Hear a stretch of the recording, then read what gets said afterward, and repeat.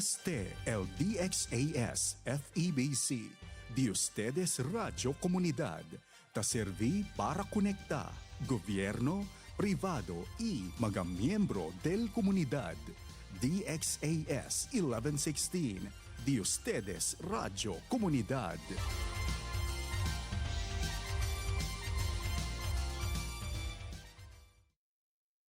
Ang oras sa buong Pilipinas, 1:30 ng hapon. Ahensya de Konsensya, serbisyo publiko para sa iyo, ka-Pilipino. Mapagpalang araw sa lahat ng nakikinig at tumututok sa mga programa natin dito sa 1116 DXAS Your Community Radio. Panibagong araw at pagkakataon na naman para tayo ay makapagbigay ng mahalagang impormasyon mula sa iba't ibang ahensya ng gobyerno. Kayo ay nakikinig sa programang Ahensya de Konsensya, ang programang nagsisilbing tulay ng komunidad at gobyerno. Ikauna at ikatlong Martes ng buwan ay kami ang inyong lingkod, ang Komisyon sa mga Karapatang Pantao o ang Commission on Human Rights sa Region 9 o Zamboanga Peninsula. Magandang hapon po sa lahat. Ako po si Jerome or Jem Remiliete mula sa CHR9, isa po sa mga Human Rights Promotion Officers. Magandang hapon po sa ating kasamahan ngayon at sa ating mga tagapakinig. No? Good afternoon. May hapon sa Tanados. Assalamualaikum at magandang hapon. Yan, Ngayong hapon din po ay magkakaroon tayo ng... Yan, tama po yan, Jem. Ano ba yung pag-usapan natin? By the way, ay po nga pala si kasama nyo, si Mr. Daniel Paculanang, ang inyong information officer. Siyempre, we welcome our viewers and listeners from all over the country, no? Dito sa Region 9 din, Zamboanga del Sur, Zamboanga del Norte, Zamboanga Sibugay, Zamboanga del Sur, mayong hapon kanyang tanan, no? And aquí na ciudad de Zamboanga, buenas tardes también. Kaya Jem, kung sa pagkatamang kwento, Aura, anong pag-usapan natin ngayon? Pag-uusap tungkol sa mahalagang selebrasyon ngayong buwan ng Marso, no? Ito ay tinatawag nating Women's Month. So kita po ninyo sa title natin, nagkakaroon po tayo ng chance na bigyang highlight yung kahalagahan ng role ng kababaihan. Meron po siyang Filipinas Leading the Change, a National Women's Month Special. Kasama po dyan ang Women's Month Celebration campaign po natin, no? Na we or Women Empowerment for Gender Equality and Inclusive Society, na mayroong sub-theme na Lead Like the Babaylands, Pilipinas. So, Sir Dan? Yan, tama po, no? Ngayong buwan, mga kakonsensya, we are actually celebrating, yan, sinabi ni Sir Jem, ang Women's Month. Pero ang nakikita nyo ngayon, puros mga lalaki, no? Mga lalaki nandito ngayon because syempre kami mga kalalakihan din, we joined the celebration of Women's Month, no? Na sinabi na ni Kuya Jem, ni Sir Jem, na may tema, no? Focus sa tema na Leading the Change, Women Shaping a Sustainable Future. As men, mga kakonsensya, we recognize that celebrating women also means listening. Dapat makinig din tayo, no? And learning and even supporting their leadership and contribution. And so, mahalagang pag-usapan natin, Sir Jem, ang mga contributions din ng mga kababaihan at matulungan din natin yung mga kababaihan sa pag-build, no? A more sustainable and equal future. Yan.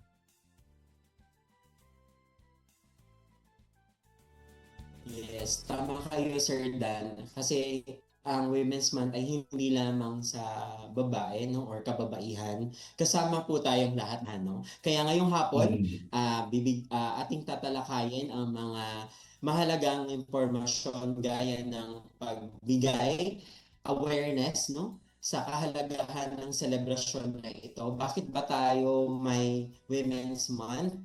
Dahil ba sa bataan ito, no?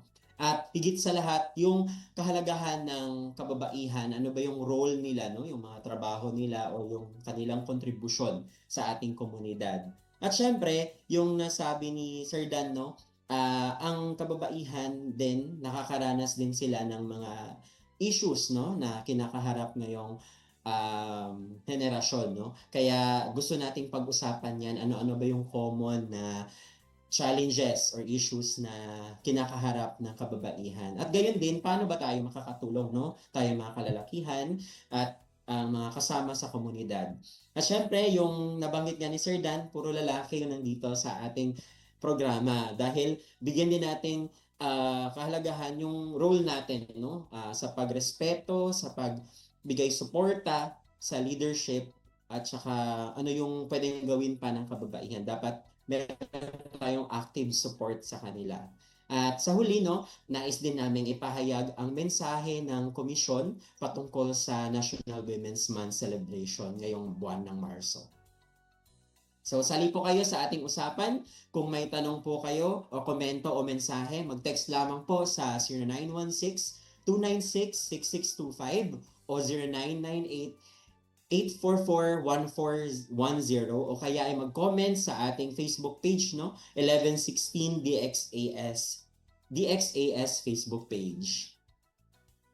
Ayan. Meron live tayo sa Facebook page naman ng DXAS, no? Hanapin nyo lang 1116 DXAS FB page ng DXAS Your Community Radio. At makikita nyo sino si Sir Jim at saka si Sir Dan naman na makakasama nyo for the next 1 hour or so. Yan. So, yan.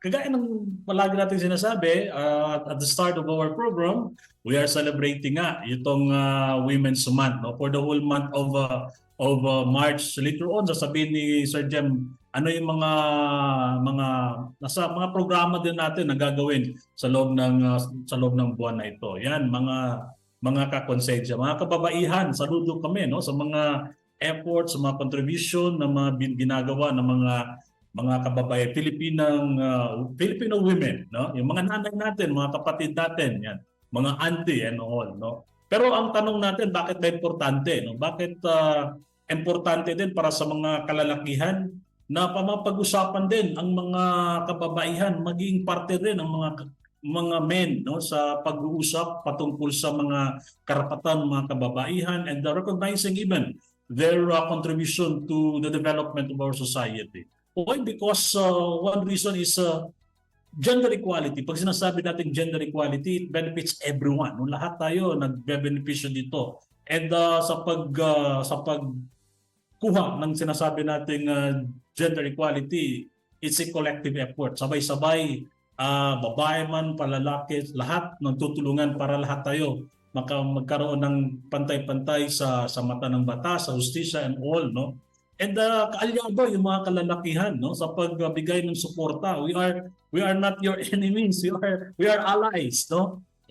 We are here to support, no, the efforts of our Filipino women. And we respect and we amplify the voice of the women's voice. Kasi importante din na hindi lang ang mga kababaihan na nagsusulong ng kanilang mga karapatan. Siyempre, importante din ang mga kalalakihan, no? Kasi nga, sabay-sabay or this is a joint effort, so to speak. And siyempre, mahalaga din sa atin ito because meron tayong mga babaeng leader, no, na dapat din nating suportahan. At saka yung mga naiambag din ng mga kababaihan sa mga pamilya, sa mga kanilang trabaho, and also their communities, no? And Sir Jem, yung importansya siguro na meron tayo ding role sa ng mga kababaihan. Yes, tama kayo, Sir Dan, no? Tulad nga ng nabanggit, dahil nga nagkakaroon tayo ng selebrasyon, ating hina-highlight or nagkakaroon ng special na atensyon, no, sa mga kontribusyon ng kababaihan. Lalong-lalo na yung ating mga nanay, aunties, lola, yung ating mga kapatid na babae, no, sa kanilang mga ginagawa sa buhay. Pwedeng sa tahanan, no? Paminsan ang ating mga nanay ang nagsisilbing leader, no, sa tahanan. Gumagawa din ng desisyon bukod kay tatay, no? Meron silang shared responsibility. Dahil makikita natin sa komunidad, may iba't ibang roles, no, yung kababaihan natin, and gusto nating magkaroon ng espasyo na kung saan ang kababaihan ay maging leader ng pagbabago, no? Dahil tulad nga ng mga activities natin sa barangay or maliliit na komunidad, usually nandyan yung mga nanay natin, no, nag-organize ng mga community outreach programs, education programs, coastal cleanups, environmental campaigns, at iba pa, no? Even sa media, nakikita po natin yan. So, even sa youth empowerment, no, sa mga leaders natin sa ating bansa or even sa ating mga barangay or sa city po natin or munisipyo, meron po tayong mga kababaihan na leader po natin, no. So dahil gusto din nating baguhin yung kasi patuloy pa rin po kasi na may misconception, no, patungkol sa inequality pagdating sa pag ang babae ay naging leader ng isang lugar, no. Kasi patriarchal society, meron tayong ganun, no, na nakakataas yung kalalakihan over sa kababaihan, and hindi natin made-deny yan dahil parte yan ng kultura. Ngunit ito ay isang magandang espasyo, no, na subukan nating ayusin yun, no, magkaroon ng pantay-pantay, no. Meron tayong gender equality ng gaya ng nabanggit ni Sir Dan, no. Kasi ang kababaihan, meron din silang taglay na katangian, no, ng isang magandang leader, gaya ng pagkakaroon ng collaboration, resilience, no, yung nagkakaroon ng problema pero magba-bounce back ulit, no. At yung mga sa grassroots level naman, no, makikita natin yung kung paano nakakahikayat yung kababaihan sa kalalakihan at sa komunidad, no. Mas meron silang impluwensya, meron silang boses, no, meron silang lakas kung saan naiengganyo nila na gumawa ng isang proyekto, for example, sa isang komunidad, no. At the same time, yung magkaroon din ng bigyan din ng boses, no, yung kababaihan, na tayo ay matutong makinig din, no, sa ano yung concerns, ano yung mga challenges and issues na kinakaharap nila. So yun, no, isa yun sa kahalagahan bakit natin binibigyang pansin yung quality na meron ang kababaihan pagdating sa pag-lead, no, sa isang komunidad. Tama po, no? Tama, Sir Jem. Although we can vividly see that there are women leaders in our communities, no, sa mga workplaces natin. Pero alam din natin na may mga challenges pa rin na hinaharap, yung mga hamon na hinaharap ng mga kababaihan natin. Though nandiyan na sila, no, they are occupying the leadership positions, but then mayroon pa rin mga members of the society na mukhang hindi gusto na makikita na yung mga leaders nila mga babae, no? Kasi gusto nila para sa kanila lalaki pa rin ang dapat na mamuno, no? May mga hamon talaga, Sir Jem, na nakikita natin. Isa na diyan yung gender bias, no? Pag nakikita pa lang natin, teka, baka wala bang lalaki na qualified diyan, no? Pero alam natin mga kababaihan, may mga equal qualities and the qualifications, no? In leading the community, the family perhaps, or what have you, no? May mga barriers to leadership. Parehong nag-a-apply ng posisyon, no? Leadership position, pero ang pinipili yung mga lalaki, no? Yung mga lalaki pa. Pero dito sa atin, sa Commission on Human Rights, alam natin mas karamihan sa mga regional director natin, mga babae. Dito lang sa Region 9, ang director natin is a woman, no? Kaya nakikita natin na we are trying to embrace this, no, this thing na dapat din mabigyan din natin ng mga kababaihan ng space para mag-lead po sa atin. Yung sinasabi natin, unequal opportunities na ibinibigay. And also yung mga work-life balance na sinasabi natin, no. Now even as a woman, no, they can lead change. Many still face challenges that needs our collective attention. Women may encounter stereotypes, yung sinasabi natin kanina, fewer leadership opportunities or limited access to resources. And sometimes expectation from society creates extra pressure on women in both career and family roles. And dapat tayo mga kalalikihan, we have to be aware na minsan nagiging bias tayo, no, unconsciously nagiging bias tayo sa mga workplaces natin, sa mga leadership spaces natin, na minsan yung mga kalalakihan gusto natin tayo ang palaging nangunguna, without considering also the thing that the woman can bring, no, sa organization. Yan. So, yan ang pwede natin gawin is we have to support inclusive decision making and equal opportunity, no? Respect women's voices and promote fairness daily. Kasi yan ang gusto nating maging later on. There is what we call gender equality between the man and the woman. Kuya Jem, Sir Jem. Yes, no. Gaya na din po na nabanggit ni Sir Dan yung career, no? Sa career ng kababaihan at sa kanyang role, no, sa career or role sa trabaho at saka role sa pamilya, no. Sometimes may unequal distribution po 'yun, kaya paminsan mahirap din po, no, sa kababaihan na mag-perform ng kanyang duties dahil mabigat din po yung role niya sa tahanan, no. Kaya mahalaga na we have shared responsibility gaya ng nabanggit ni Sir Dan. Kung ang kalalakihan ay pwedeng gumawa ng particular na gawaing bahay, pwedeng tumulong, no? To run errands, for example, or yung mga basic things, no, na kailangan gawin sa bahay. So, mga ganun pong senaryo, maaring maliit lamang po siya, pero may mahalagang impact po yun, no, sa pagbabago ng ating pag-unawa sa distribution ng resources, sa responsibilities, at pagsuporta sa ating mga kababaihan. So, gayon din, no, dahil dito sa komisyon, tayo ay naniniwala, no, or even in the government, we believe na we will have a very sustainable future kung sama-sama po tayo, no, or tulong-tulong. At mahalaga na may suporta tayong naibibigay sa kababaihan bilang mahalagang instrumento, no, sa pag-build ng sustainable future. Ano ba yung sustainable future na gusto natin? Siyempre, yung mayroong equal opportunity, gaya na po ng nabanggit ni Sir Dan, may equality, may respeto, may pagpapahalaga, paggalang, no, sa kakayahan natin bilang isang tao, kakayahan bilang isang babae o lalaki. So, yun po. At the same time, no, gusto din natin maging kasama tayo sa mga instrumento na yon upang matulungan yung kababaihan natin sa ating komunidad, no. May mga iba't iba tayong aktibidad na pwedeng gawin, no. Dito ngayong National Women's Month, no.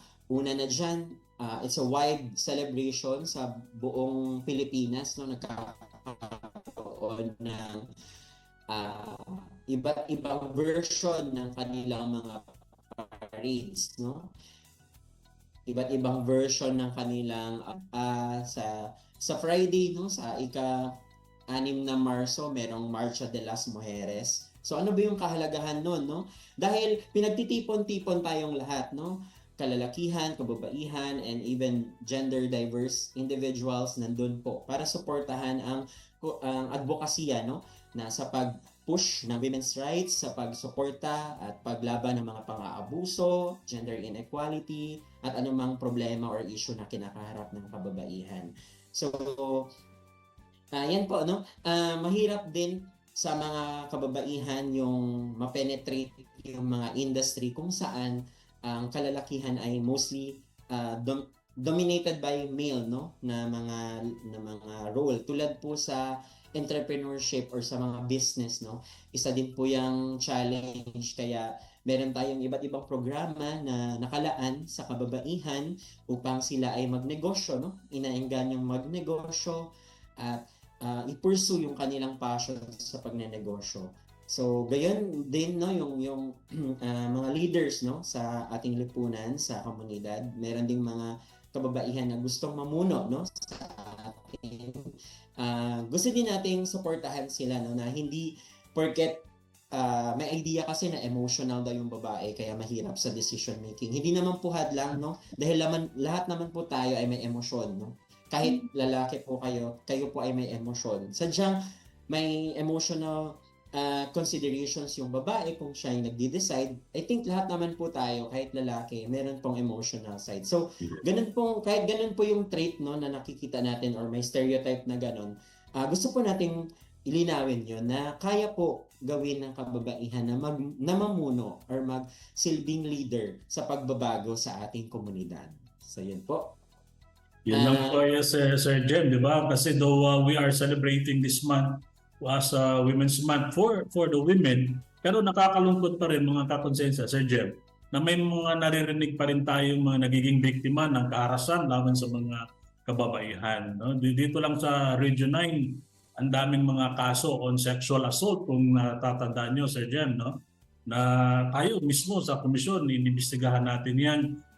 Nakakalungkot nga kasi while we are promoting the rights, equal rights and opportunities sa mga kababaihan, mga kalalakihan, pero yung pa rin ang nakakalungkot kasi ang dami pa rin mga kaso on committed against women, yung sexual assault na yan, yung mga harassment, exploitation, no, mga abuses committed. Kaya importante, may mga bawsi cases na sinasabi natin na importante rin na tugunan din ng pansin, bigyan din ng pansin ng gobyerno natin ang kalagahan ng makapagbigay ng agarang atensyon sa mga biktima like legal, yung mga economic assistance for that matter, and also psychosocial interventions sa mga biktima ng mga karahasan laban sa mga kababaihan, no? Kasi alam natin malaki ang naiambag ng mga kababaihan sa pagdevelop ng isang lipunan.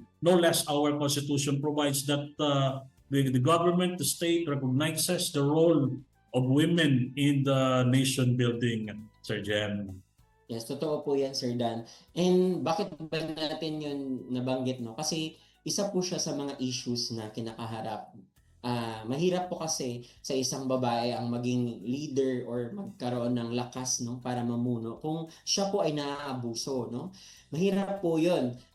Kung kayo ay nakakaranas ng pang-aabuso sa mismong tahanan po ninyo, mahirap po na mag-develop ng confidence to lead the community, or mahirap din po mamuhay ng normal, no, kung kayo ay nakakaranas ng mga iba't ibang forms of violence gaya ng violence against women, yung mga harassment na nabanggit po ni Sir Dan. So, sana po, no, tayo po ay maging more aware na hindi po violence ang sagot sa problema sa tahanan, no, or problema sa loob ng bahay, kasi ito ay nakaka-apekto, no, sa physical, sa mental, emotional state ng isang babae or batang lalaki. So, ganun po.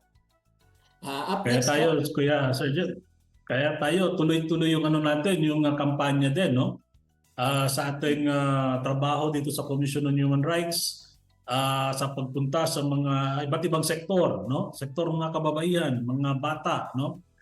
Even the youth, kasi importante yung mga youth na mai-develop din na magiging protectors din ng mga karapatan ng mga kababaihan. Kasi pag itong mga kabataan nagiging alam natin na magiging violent din, na lang magiging mangyari sa ating community. Kaya tayo we continue our work, we investigate violations, no, and we also continue our efforts in advocating for the rights of women, the rights of girls, kasi nga parte ito ng pag-unlad ng ating bansa. Kaya sinasabi natin, if we empower girls today, Sir Jem, we create stronger community tomorrow. Yan.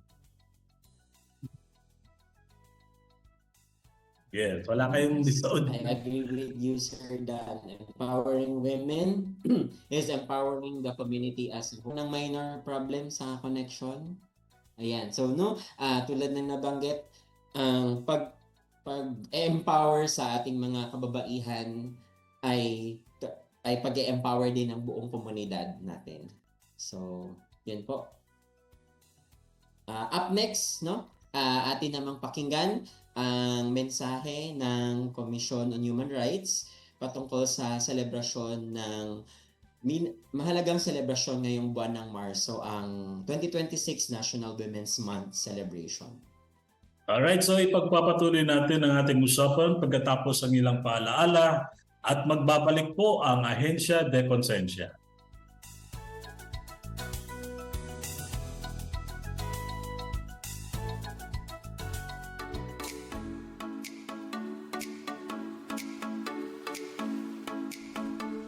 Mga lolo at lola, mga senior citizen tulad ko, nagpapaalala ang National Commission of Senior Citizens o NCSC tungkol sa Senior Citizen Data Form o SCDF.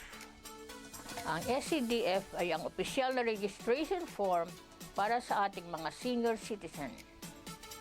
Ito'y naglalaman ng mga personal na impormasyon, kalagayang pang-ekonomiya, kalusugan at mga kasanayan ng senior citizen. Mahalaga ito para matulungan tayo ng NCSC. Sa pagpaparehistro sa NCSC, makakasali tayo sa mga programa at aktibidad na makakatulong sa ating kapakanan. Responsibilidad nating magbigay ng tamang impormasyon para matugunan ng ating mga pangangailangan. Kaya mga lolo at lola, magparehistro na sa NCSC. Kung kayo ay nahihirapan sa pag-fill up ng form, pwede kayong humingi ng tulong sa inyong pamilya o malapit na kaibigan para sa mas maayos at masayang buhay bilang senior citizen. Magparehistro na. Bisitahin ang inyong lokal na opisina ng senior citizens para sa iba pang impormasyon. Bumisita sa ncsc.gov.ph at magparehistro na ngayon. Ang paalalang ito ay hatid ng 1116 DXAS, your community radio. Han, hindi ko maisaksak itong TV natin. Sira na kasi itong electrical cable niya eh. Kapag sinusubukan kong idikit sa saksakan, nag-i-spark. Nako, wag mo na munang isaksak baka mapano ka pa. Wag na rin muna natin itong gamitin sa ngayon. Dadalhin ko na lang ito sa repair shop para maipaayos o mapalitan na. Mabuti pa nga. Mahirap na at baka maging dahilan pa yan ng sunog eh. Iba na yung nakakasiguro tayo. Tama ka, Han. Buti pa ay i-check na rin natin ang electrical wiring ng iba pa nating mga gamit. Tiyakin nating lahat ng appliances natin ay maayos ang connection at kable. Oo, sige Han. I-check na natin ngayon para makasiguro tayong magiging ligtas ang ating pamilya. Mahalaga ang pag-iingat para manatiling ligtas ang inyong pamilya at mga ari-arian mula sa sunog o anumang sakuna. Paalala ng himpilang ito ng Far East Broadcasting Company, Philippines. Ang estasyong ito ay matatag na katuwang ng kapisanan ng mga broadcaster ng Pilipinas, nagdiriwang ng 50 taon ng matatag at tapat na pamamahayag. Panginoon, itinataas namin sa panalangin ang aming bayang Pilipinas para sa bawat kawani ng gobyernong nahalal o naatasan para maging lingkod bayan. Pangalagaan nawa ng bawat lingkod bayan ang tiwalang laan sa kanila ng mamamayan. Panginoon, tulungan mo sila na maging mabuting halimbawa, maglingkod ng may malasakit, katapatan, kahusayan at walang kinikilingan, at magbigay ng pag-asa at inspirasyon sa kapwa lingkod bayan at sa bawat mamamayan. Patatagin nawa na hindi makibahagi sa mga katiwalian sa pamahalaan at buong tapang napigilan at isiwalat ang mga maling gawi sa matuwid at angkop na pamamaraan. Dalangin naming sila ay makatugon sa mga hamon ng makabagong panahon upang sa lahat ng araw ay makapaglingkod ng may kahusayan. Naway ipamuhay ng bawat lingkod bayan ang panatang maging makadiyos, makatao, makakalikasan at makabansa tungo sa adhikain ng matatag, maginhawa at panatag na buhay ng bawat Pilipino. Ito po ang aming dalangin sa pangalan ni Jesus. Amen.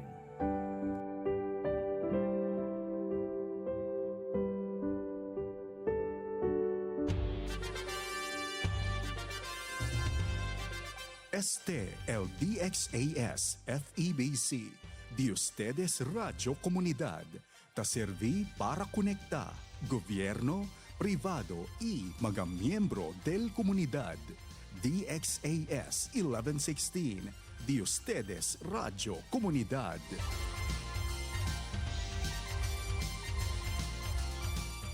Ahensya de Konsensya, serbisyo publiko para sa iyo, ka-Pilipino. Nagbabalik ang Ahensya de Konsensya kasama ang Commission on Human Rights Regional Office 9. Kayo ay nakikinig sa 1116 DXAS Risa sa mga himpilan ng Far Eastern Broadcasting Company at kasapi sa kapisanan ng mga broadcaster ng Pilipinas. Muli magandang hapon po sa ating lahat. Ako po ulit si Jem Ramiliete.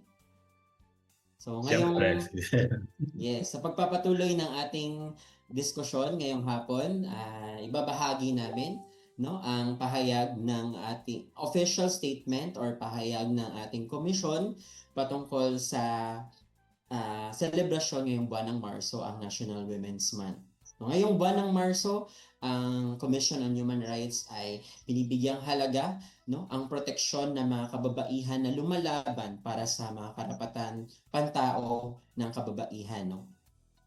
Dahil meron tayong mga women support groups, women groups, or even individual, na mga tao na kababaihan na nakasama sa kababaihan na lumalaban sa karapatang pantao ng kababaihan. So, allow me to share with you our message. Kababaihan, maninindigan para sa iyong karapatan. So, ang Commission on Human Rights bilang Gender Ombud ng Pilipinas under the Magna Carta of Women ay nagsa-celebrate ng Women's Month kasama ng buong kababaihan sa Pilipinas. So, itong celebration na ito ngayong taon ay dedicated to those who work tirelessly to stand up for all the rights of all people, especially women human rights defenders. So, ang women human rights defenders po natin ay patuloy na nagtatrabaho upang i-advance or ipaglaban ang dignidad ng lahat, pagkaroon ng equality sa lipunan across society and means of gender-based reprisals. So ang Philippines continues to face threats against human rights defenders, creating an environment where advocacy is often met with intimidation. Across movements and calls for action, women human rights defenders persist despite gender-specific risks tulad ng harassment, threats, red tagging, the reprisals that undermine, trap in a cycle that turns them into victims and survivors of gender-based discrimination. Harassment and violence, Ang duty bearers, nagkakaroon kami ng call for duty bearers to ensure that an enabling environment must be present, where women and men can flourish equally and remain safe from threats and attacks. To mark the start of National Women's Month, the CHR, in partnership with Sarilaya and the Gabriela National Alliance of Filipino Women, will spearhead the 11th Purple Action Day under the theme Women Rights Defenders as Living Sheroes. Sheroes, isang heroes, but nilagyan po ng S sa una.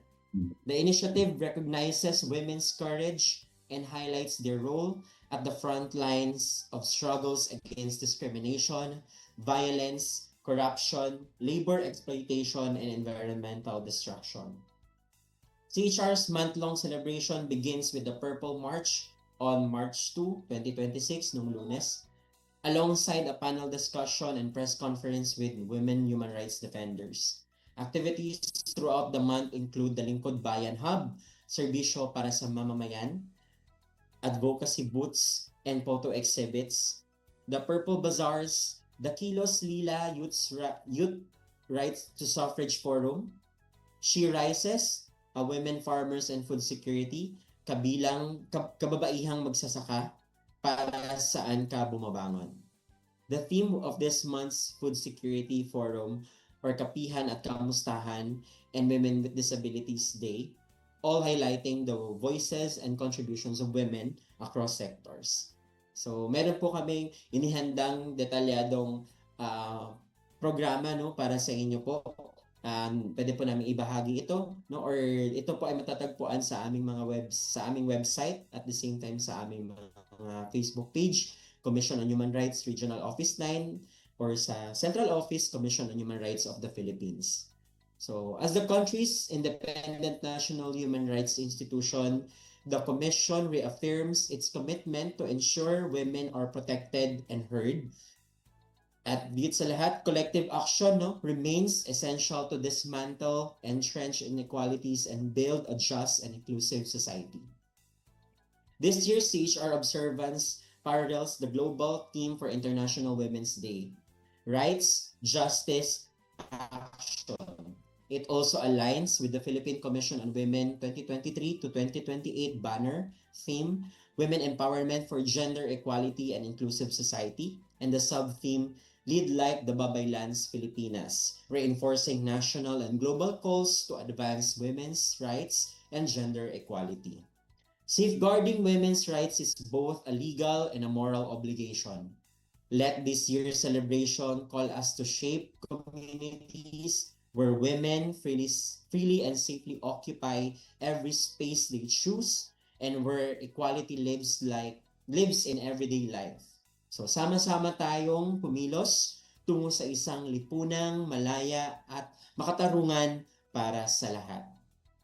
Ayan po ang mensahe ng Commission on Human Rights para sa National Women's Month celebration ngayong buwan ng Marso.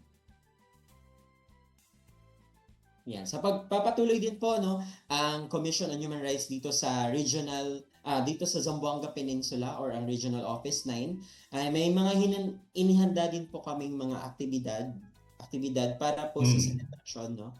Yes, una na po dyan, syempre, no, nandito po ang Commission on Human Rights kasama si Sir Dan. Kami pong dalawa ay nagbabahagi sa inyo ng impormasyon sa isang programa, no, na radio program ng DSAX. Atin pong bigyang kahalagahan yung celebration na ito, no? So, in line with our mandate as the Gender Ombud, ang Commission on Human Rights ay meron po kaming activity gaya po ng kick-off ceremony nung Monday, no? Nagkaroon po kami ng flag ceremony at very quick session patungkol sa anong gagawin namin, no? Dito sa whole month sa month-long celebration ng Women's Month. No, kasama na po dyan yung pagbahagi po namin sa Marcha de las Mujeres na organized by the Gender and Development Office mula sa City Mayor's Office ng Zamboanga. Gayon din po, no, yung pag-participate po natin sa Purple Wednesday and Friday, no? Susuot po tayo ng lila or purple, no, as a form of support na tayo ay kasama sa kulay na kababaihan upang ipagtanggol ang kanilang karapatan at isulong ang kanilang mga karapatan, no, sa pagpapaunlad ng ating lipunan. Kami po dito sa Training Division, sa aming Human Rights Promotion and Advocacy Division, may mga inihanda din po kaming mga pagsasanay or training programs po para sa ating mga komunidad, no? Una dyan, meron po kaming mga participation sa ating mga partners, no, sa organized community. Sa kapulisan din po, kami din po ay pupunta even sa mga jail officers natin, no. Patuloy po yung aming pag-conduct ng capacity training. Isasama din po namin dyan yung mensahe ngayong Women's Month para po mas mapalaganap namin yung ating mensahe sa ngayong buwan, no? And at the same time, patuloy pa din po ang aming mga regular programs dito sa opisina, no? Kung kayo po ay nangailangan ng asistensyang legal, kami po ay may free legal advice. Kung kayo po ay may concern on cases involving human rights violations and human rights abuses, handa pong tumulong ang aming komisyon, no? And at the same time, patuloy po yung pagbigay namin ng serbisyo sa kababaihan sa ating komunidad sa Zamboanga Peninsula. Kasama po dyan ang iba't ibang probinsya, no? Iba't ibang lugar po dito po sa Zamboanga Peninsula. Hindi po ba ako? Opo. Yan. Yan. Yes, so yun po, no? So as male host, no? Yun po. The same time, yung tulad ng nabanggit ni Sir Dan, since kami po ay nandito, mga kalalakihan, isa pong form of support na kami po ay nakikibahagi sa selebrasyon ng National Women's Month. So, yun. Nais namin pasalamatan, no, yung ating mga kasama ngayong hapon, no? Aking kasamahan sa Commission on Human Rights, si Sir Dan. Meron po ba kayong mensahe, sir? Yan, yun na nga, Sir Jem, thank you very much for sharing as well the message of the Commission on Human Rights.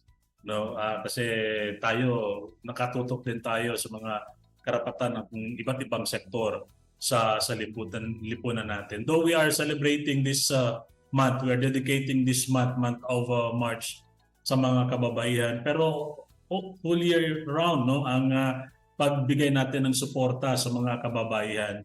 Pero itong buwan lang ito na naging special for them because lahat ng mga activity geared towards the promotion and protection of the rights of women. Nabanggit na ni Sir Jem about the activities na naka-line up, no, sa buong buwan ng Marso. Kaya kami sa Commission on Human Rights as Gender and Development Ombudsman, tuloy-tuloy ang suporta namin. But specifically for today's episode, lahat kaming dalawa ni Sir Jem as male host, we recognize that celebrating Women's Month is about respect, about learning, and support na pwede natin ibigay sa mga kababaihan. Kasi hindi magiging kompleto ang isang tahanan pag walang nanay, pag walang mga auntie, yung na-mention natin kanina. Kaya mahalaga na we have to recognize their rights as well.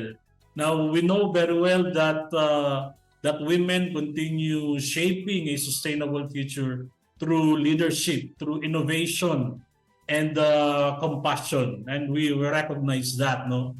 And it is our responsibility, including men especially, mga members of the community, to help create equal and empowering spaces para sa lahat, especially for the vulnerable sector, mga kababaihan. And so, let's continue learning, let's continue supporting, and leading change together. Sama-sama, we will be able to attain gender equality for all. And so we always say na Happy Women's Month sa lahat ng mga kababaihan, no? Lahat.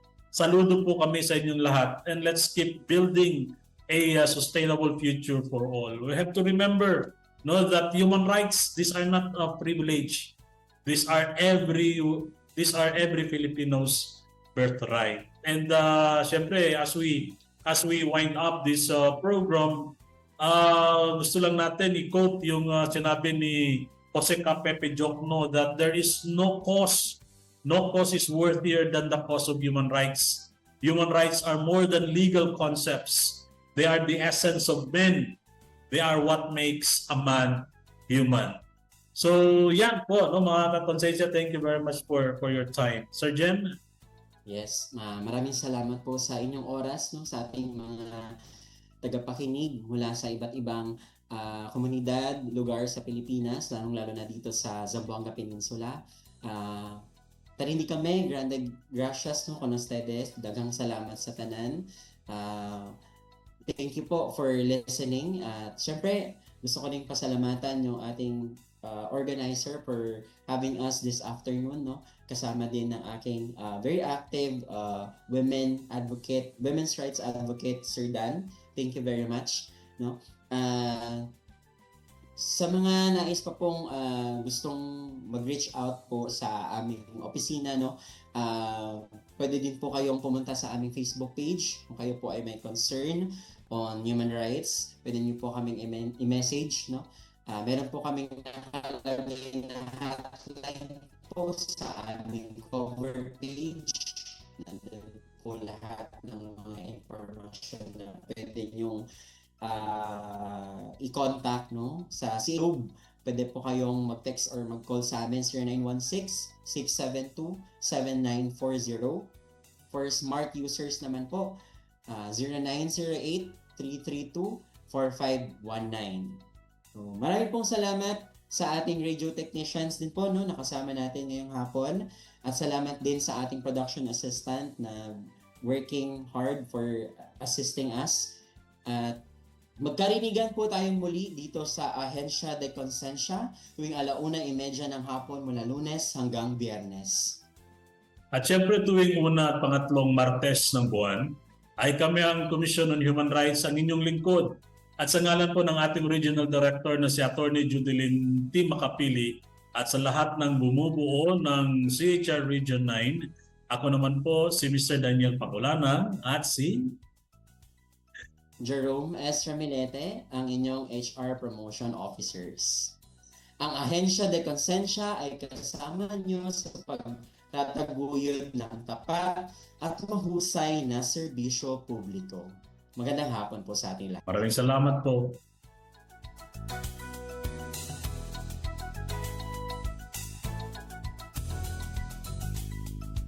Inyong napakinggan ang programang Ahensya de Consensya. Para sa mga katanungan, mensahe o suhestyon, mag-text o tumawag sa 0916-296-6625.